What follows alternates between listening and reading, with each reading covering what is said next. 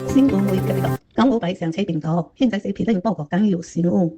國會在經過舊年冬天實施了首次嘅財政預算案，該國會撥款委員會辯論後，將力通過擬定每日在年撥款法案，總計超過2000億元嘅開支預算，是有史以來最高數額。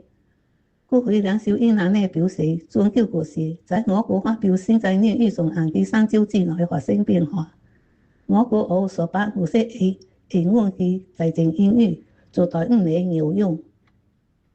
社會及家庭發展部在最後數日嘅辯論中宣布多項措施，其中包括推出機械語言並且留在更多優質學前教書，希望搞到2030年再來增加多3500名學前教師。同時，當局也在檢討教師嘅工作調用、改善工作量。政府也推出隨電機器，老內最高的小一家庭18歲到39歲生活，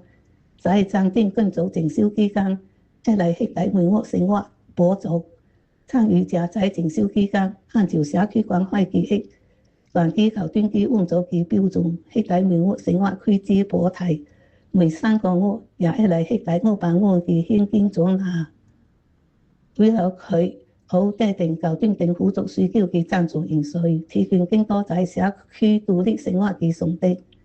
當局可能成年後在中東戶嘅地點推出包完成社區生活計劃，居家輔助計劃也將在今年下半年展開。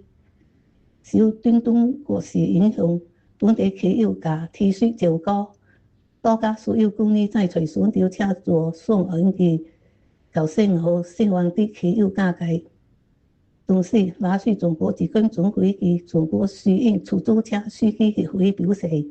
協會正在跟平台應用上討論支援方案，協助司機。一些的水公司也相繼出台措施，減輕的水產後承受嘅經濟壓力。新加坡旅遊局安排特別班機協助受中東國事影響，然後在新加坡嘅外國旅客